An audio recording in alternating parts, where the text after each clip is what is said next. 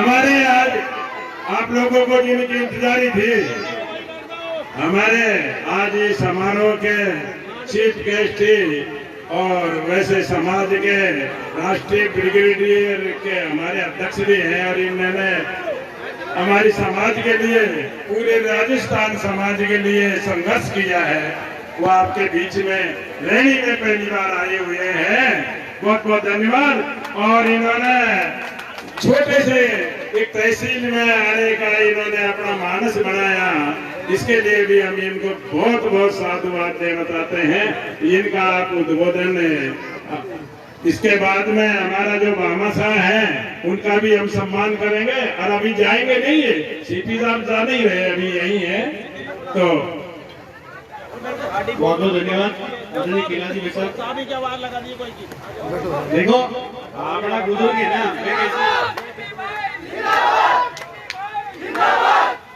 अपना बुजुर्ग जी बैठ जाओ और मैं कहूँ जो बैठा तो 75 साल होगा, खड़ा हो जाओ। हम मामला नहीं कौन बैठ रहे हो भाई, 75 साल से बैठे तो है ना, हमने कौन सा क्या उखाड़ लिया भाई, कुछ कर लिया हो विशेष बता दो, किसी ने कुछ कर लिया हो तो कुछ कर लिया क्या? तो अरे तो मेरे भाई अब बैठे बैठे हैं तो खड़े भी हो गए। मैं आज सर्वप्रथम मैं आपकी श्रेणी की मातृभूमि को प्रणाम करता हूं, जिसने मुझे आप जैसे लोगों से मिलने का मौका दिया। सर्वप्रथम महात्मा ज्योतिबा फुले को प्रणाम करता हूं, मां सावित्रीबाई फुले को प्रणाम करता हूं, हमारे समाज में जन्मे महान संत लक्ष्मीदास जी महाराज को प्रणाम करता हूं, और मंच पे विराजमान सभी मेरे पितृतुल्य बुजुर्ग, कार्यक्रम का शानदार आयोजन करने वाली कमेटी को मेरी तरफ से बहुत बहुत बधाई और शुभकामनाएं। इनके लिए मैं चाहता हूं खड़े होकर एक बार जोरदार तालियां बजाएं, क्योंकि बहुत सुंदर कार्यक्रम किया इन्होंने।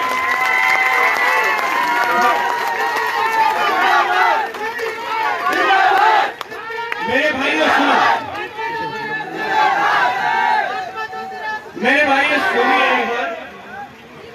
और मेरी माताएं बहनों को भी कहना चाहता हूँ, आपको पता नहीं है कार्यक्रम जो करता है ना, उसको दिन रात नहीं करना पड़ता है। कार्यक्रम जिसका पता ही नहीं कितनी मुश्किलों से कार्यक्रम करता है, इसलिए दोनों हाथ ऊपर करके सभी कार्यकर्ताओं के लिए जोरदार तालियां। आदरणीय अध्यक्ष जी कैलाश जी, संस्थान के अध्यक्ष साहब देवेंद्र जी,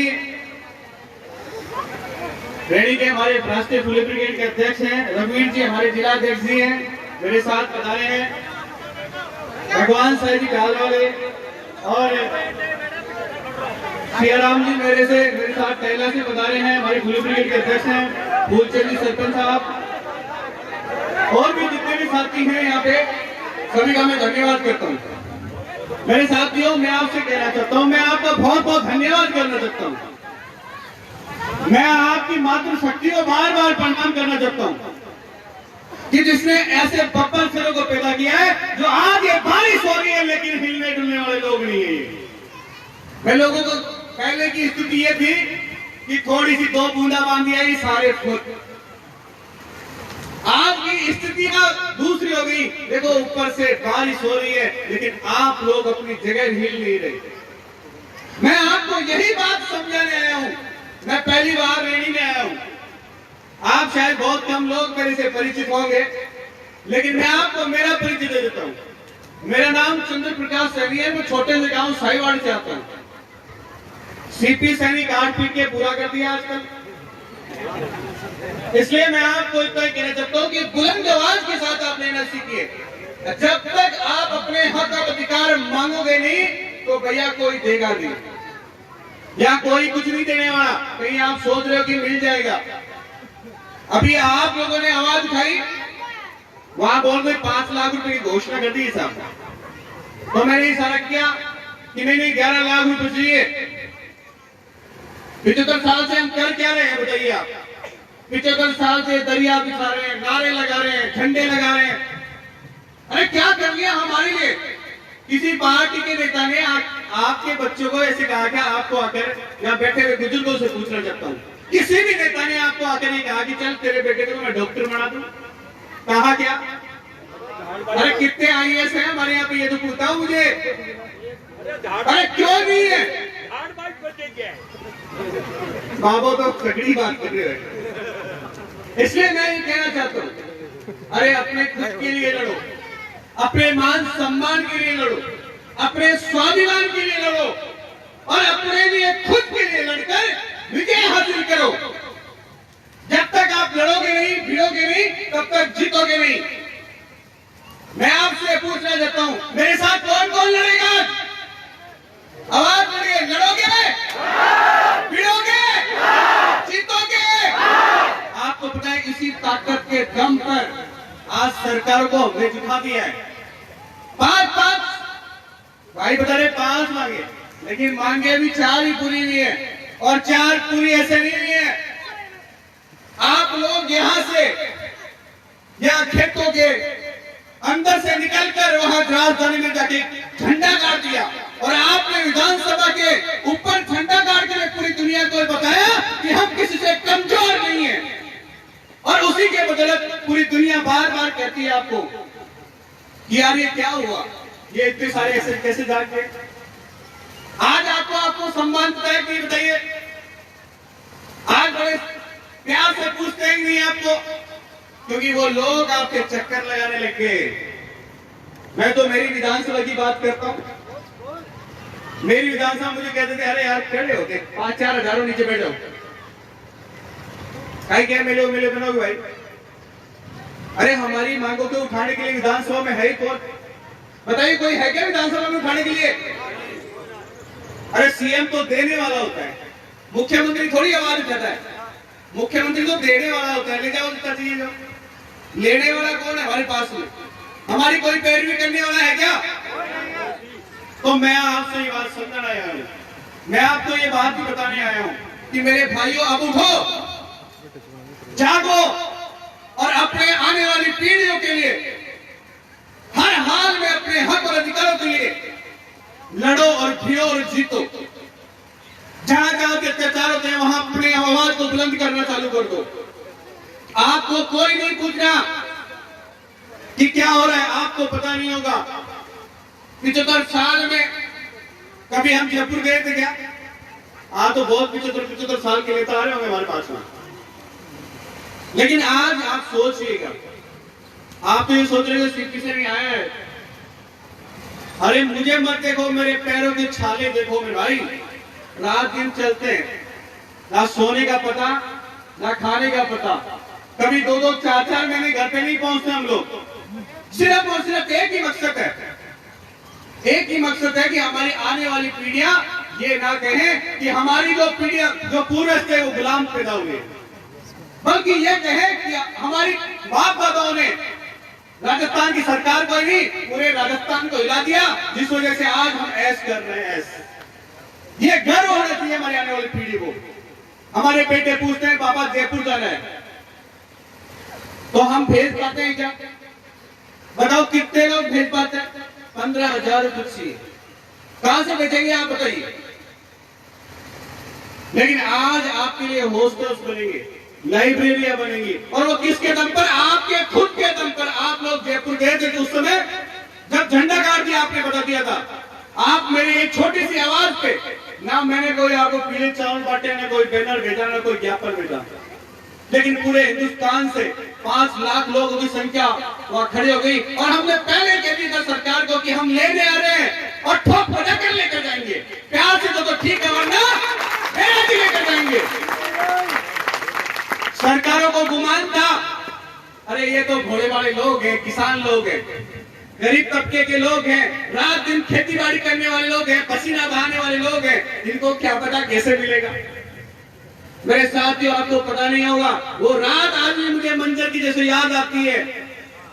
जब हम पहुंचे, हमने बार बार रिक्वेस्ट की, साहब हमारी सुन लो, हमारा भी लेटर ले लो, हमारे से मीटिंग करवा दो, लेकिन वो सुनने के लिए कोई तैयार ही नहीं।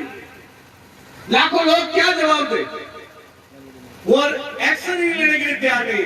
तो फिर हम एक्शन के मूड में हम आ गए। भाई वो नहीं आए तो हम भी तो एक्शन आ सकते हैं। हम एक्शन के मूड में आए, सारा सरकार प्रशासन सब हिल गए, IAS IPS सारे हिल गए, और हमारे क्रांतिकारी साथियों ने, मैं तो पहुंच रही उससे पहले NH52 पूरा जयपुर जाम।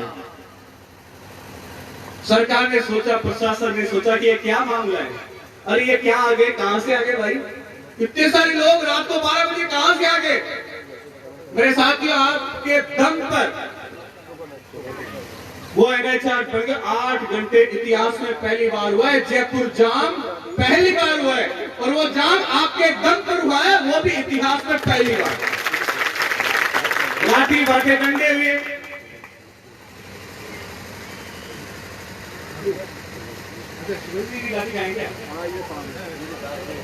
अच्छा, इनका भी बहुत बहुत धन्यवाद। सुगंध जी के लिए जोरदार तालियां, लाठियां खाई इन्होंने।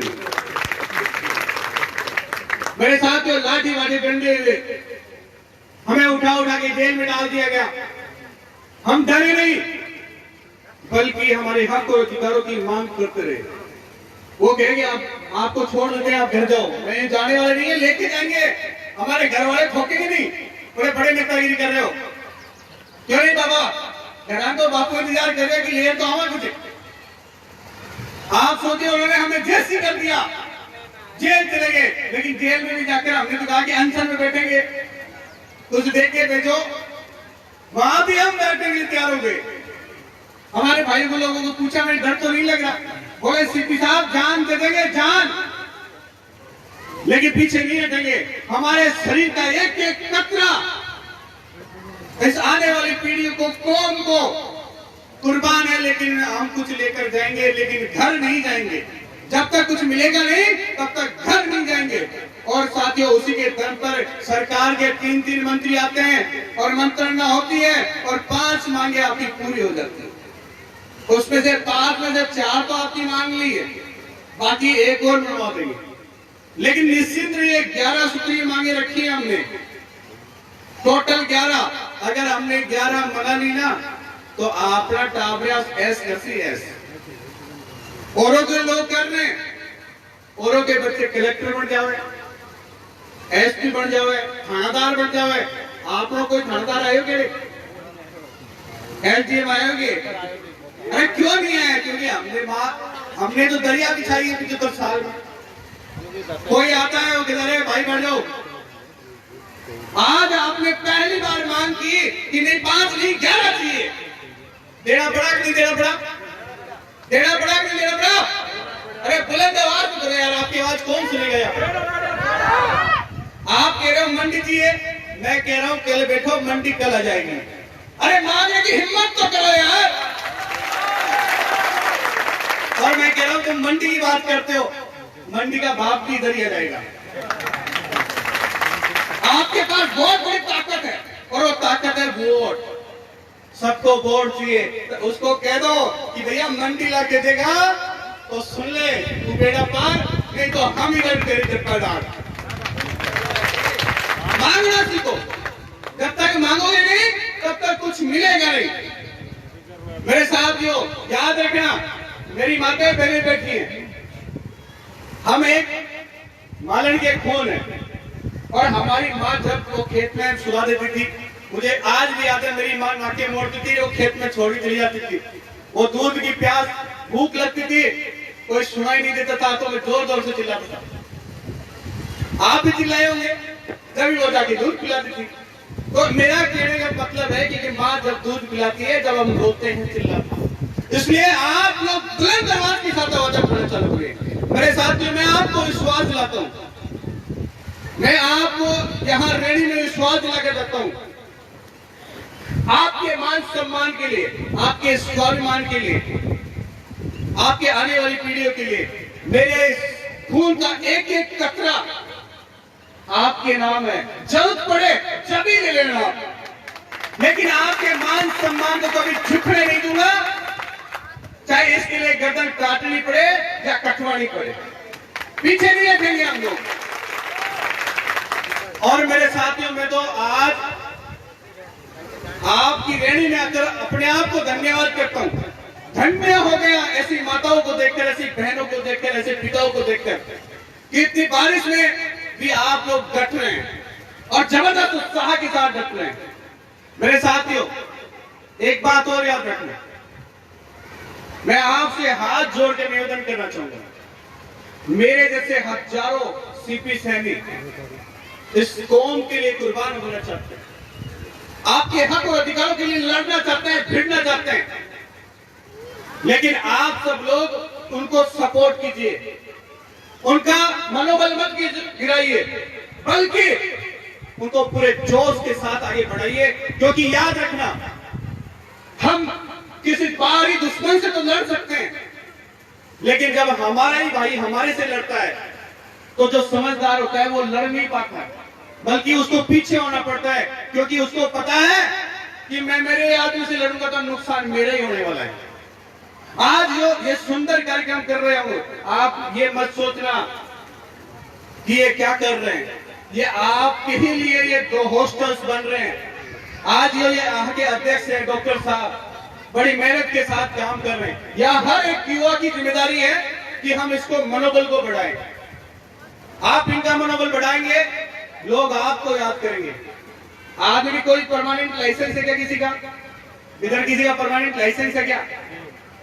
चले जाएंगे, कोई पता ही नहीं चलेगा। लेकिन जब हमारे पोते पोती कहेंगे मारो दादो भी में एक कीट लगाए हुए हैं, क्या कहेंगे? मारो दादो भी एक ईंट लगाए हुए हैं, ये इतिहास छूट जाएगा। और जो विरोध करेंगे उनका क्या इतिहास रहेगा, आप खुद ही समझ जाओ, बताने की आवश्यकता नहीं है। आपको पता ही नहीं होगा। जब हम कार्यक्रम करते हैं, जब हमारा 15 सितंबर कार्यक्रम था, तो मेरा इतना विरोध था कि कई बार तो फोन भी बंद करना पड़ता है, आंखों में आंसू आ जाते थे। और तो और क्या कहूं, मेरे महान उन लोगों ने तो एक फरमाना जारी कर दिया कि सीपी सैनिकों को समाज से बहिष्कार करते हैं। आप ये सोचो मैं किसके लिए लड़ रहा था? ऐसे लोग विरोधी हैं आपके बीच में। अरे मैं किसके लिए लड़ा बताइए? मैंने लाठियां किसके लिए खाई आप बताइए मुझे? किसके लिए मैं पिटा? किसके लिए जूते खाए? किसके लिए जेल में गया? भाई सबके लिए गया ना, कौम के लिए गया। और उन लोगों ने देखो मेरे साथ क्या किया। लेकिन मेरे भाइयों में झुका नहीं, बल्कि आपके दम पर उन लोगों ने जो किया ना, उनकी औकात तुमने बताई 15 सितंबर को जयपुर कूच करके लाखों की संख्या में पहुंच गए। मैंने भी कह दिया कि मैं भी असली मालन का खून हूं, ना मेरे मान सम्मान को झुकने दूंगा और ना मेरी कौम का दिखाऊंगा। मेरे भाइयों, आप एक छोटा सा निवेदन याद रखना, जाता जाता बहुत लंबा हो गया, क्योंकि पहली बार हूँ, बड़ा एक्साइटेड हूँ, मुझे भी बहुत खुशी महसूस हो रही है। छोड़ने का मन नहीं कर रहा है, यहाँ से जाने का मन नहीं कर रहा, लेकिन मुझे दूरी बहुत तय करनी है, बहुत दूर जाना है। मैं मेरे जो युवा साथी, मेरे भाई, मेरी बहनें हैं, उनको युवाओं को एक मैसेज देना चाहता हूँ।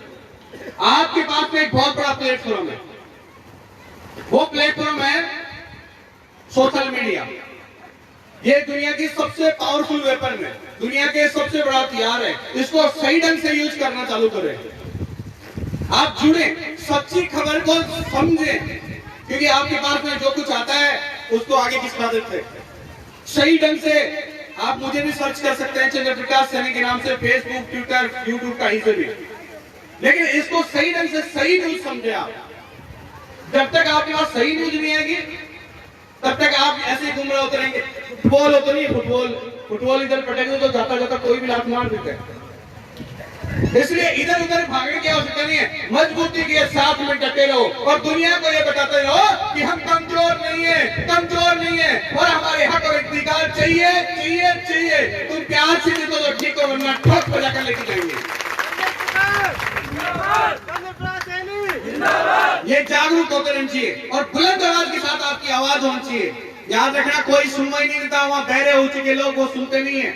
वहाँ एसी तक आपकी आवाज, वो एसी वाले ऑफिसों में आपकी आवाज नहीं आती है, क्योंकि वहाँ विंडो लगी हुई है, दिखता सब है, लेकिन आवाज नहीं आती, क्योंकि वो हमको लगता है बाहर वाले गूंगे हैं। कान के बाद में घुड़ता होता है, जब जाके आवाज होती है वहां पे।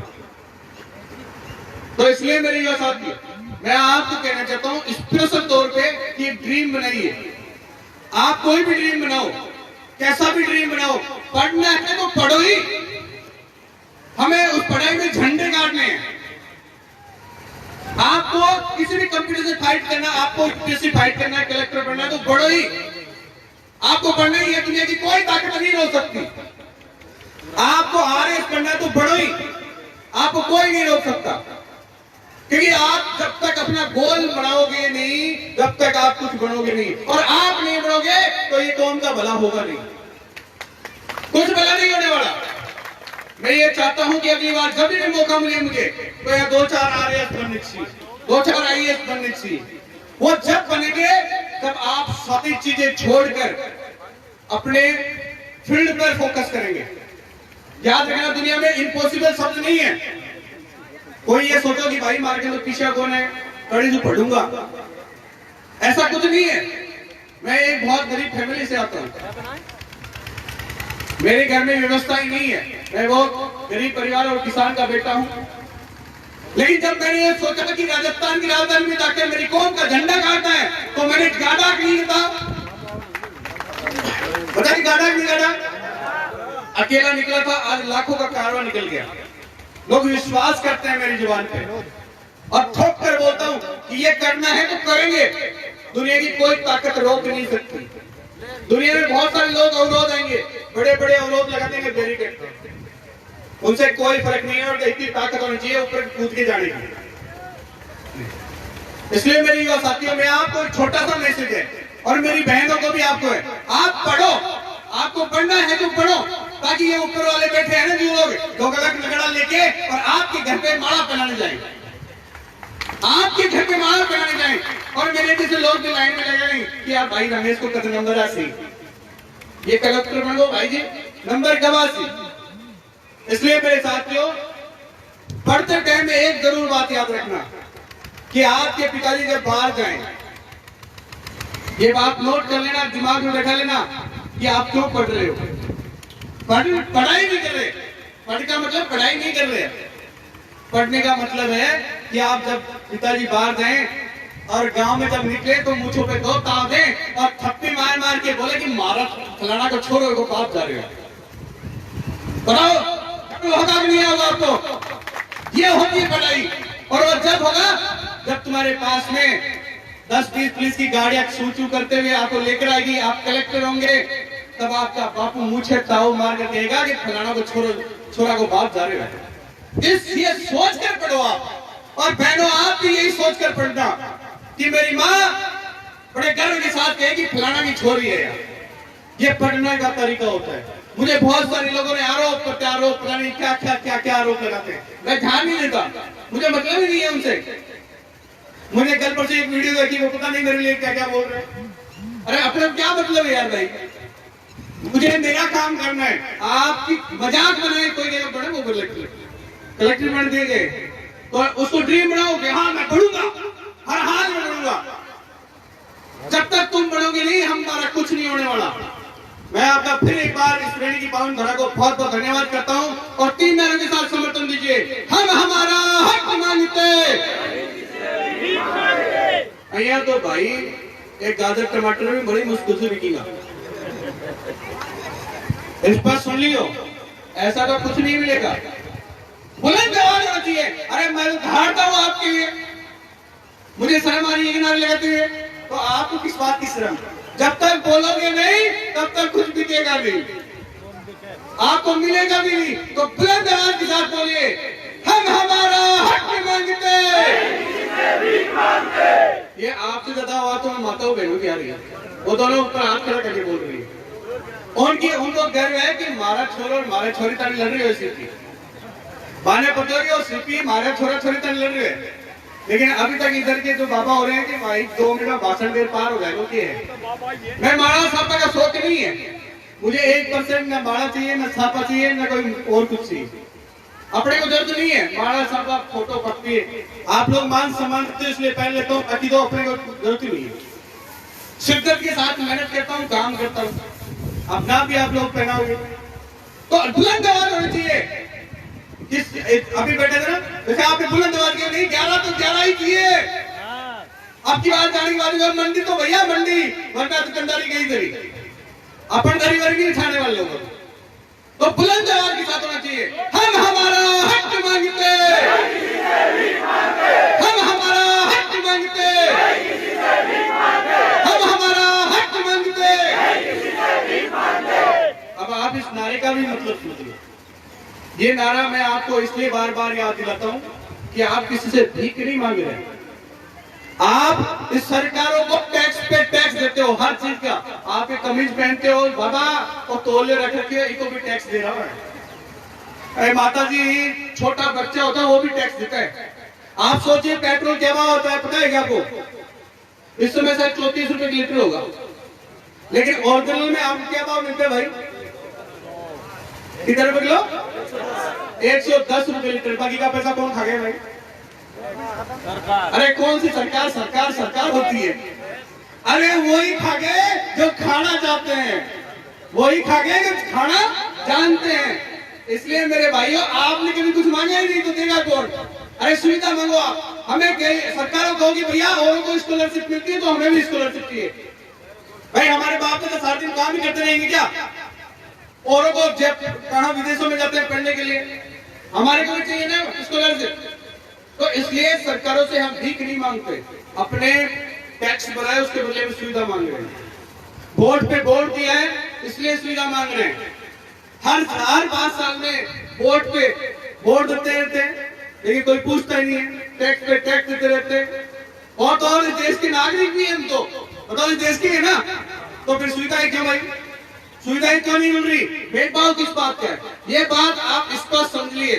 इसलिए मैं नारा बुलाता हूं आपको, इस नारे को अच्छी तरह से याद करें आप। और 2 नारे और लगाऊंगा मैं आपके लिए। जय जय फूले, जय जय फूले। बहुत बहुत धन्यवाद। और फिर एक बार बहुत शानदार कार्यक्रम किया, आपके लिए आभार और धन्यवाद। और भाई अशोक ने हमारे यहाँ पे मेरे पूर्व साथी, मैं उनका धन्यवाद करता हूँ। उन्होंने मुझे बहुत प्यार प्रेम दिया और मुझे बुलाया, उनका धन्यवाद। और आपके जिस भी भामाशाह, जो भी भामाशाह यहाँ काम कर रहे हैं, उनको मैं ये कहना चाहूँ कि आप, वो एक कहता है हमारे लोग ऐसी मायड़ी वो पूत जंजो एक हमारे बोला जाता है। तो आप लोग तो धन्य हैं जो आपने अपने निजी जीवन से उठकर समाज को कोऑपरेट किया। मैं आपके लिए बहुत बहुत धन्यवाद और आभार आपका।